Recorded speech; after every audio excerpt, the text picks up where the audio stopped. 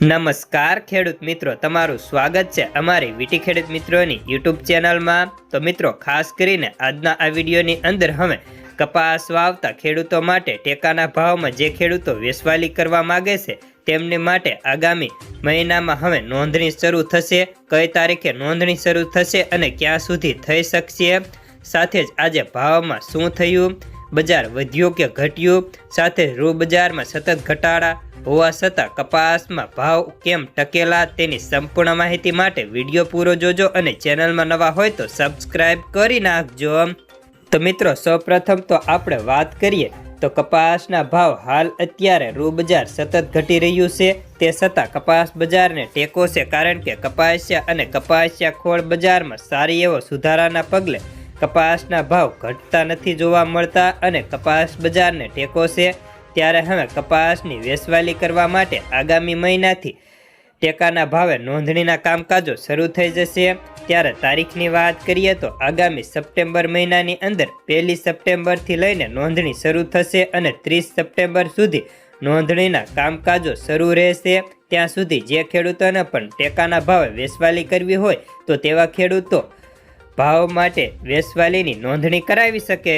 તો મિત્રો, હવે આપણે વાત કરીએ તો રૂ બજારના ઘટાડા હોવા છતાં કપાસની બજારમાં ભાવને ઘટાડાને બ્રેક છે, કારણ કે રૂ બજારમાં મંદીનો દોર યથાવત હતો, પરંતુ નવા કપાસની આવક વરસાદને કારણે થોડી લેટ થાય તેવી સંભાવના છે, જેથી ભાવ સ્ટેબલ હતા।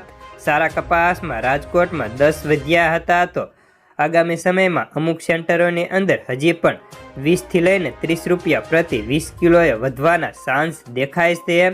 જ્યારે હવે નવી આવકોની વાત કરીએ તો 30 ઓગસ્ટ અથવા 1 સપ્ટેમ્બરથી ક્યાંક નવી આવકો પણ ધીરે ધીરે મુહૂર્ત થવા લાગશે, જેથી કપાસના ભાવમાં સારું એવું બજાર મળી શકે। અને હાલ આજની વાત કરીએ તો રાજકોટમાં કપાસના ભાવ સારી એવી ક્વોલિટી હોય તો 1610થી લઈને 1660 રૂપિયા સુધી જતા હતા, જ્યારે એ પ્લસમાં 1600થી 1640, બી પ્લસમાં 1500થી 1600, બી ગ્રેડમાં 1400થી 1500 અને સી ક્વોલિટીની અંદર 1200થી 1400 સુધીના ભાવ થતા હતા।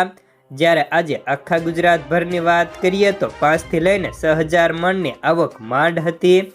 સામે રૂ બજારની વાત કરીએ તો રૂ બજારમાં આજે પણ મંદીનો દોર યથાવત હતો અને ખાંડીએ વધુ 150નો ઘટાડો થયો છે। જ્યારે કપાસિયા અને કપાસિયા ખોળની વાત કરીએ તો તેમાં આજે બેન્ચમાર્ક વાયદો 3451 રૂપિયાની સપાટી ઉપર બંધ હતો। હાજરમાં કોઈ ફેરફાર નહોતો જોવા મળ્યો અને આગામી સમયમાં બજારમાં હજી પણ ખોળ વાયદામાં સામાન્ય સુધારા છે, કારણ કે નિકાસ વેપાર સારા હોવાના કારણે બજારને ટેકો મળી રહ્યો છે। તો બસ આજના કપાસના સમાચારમાં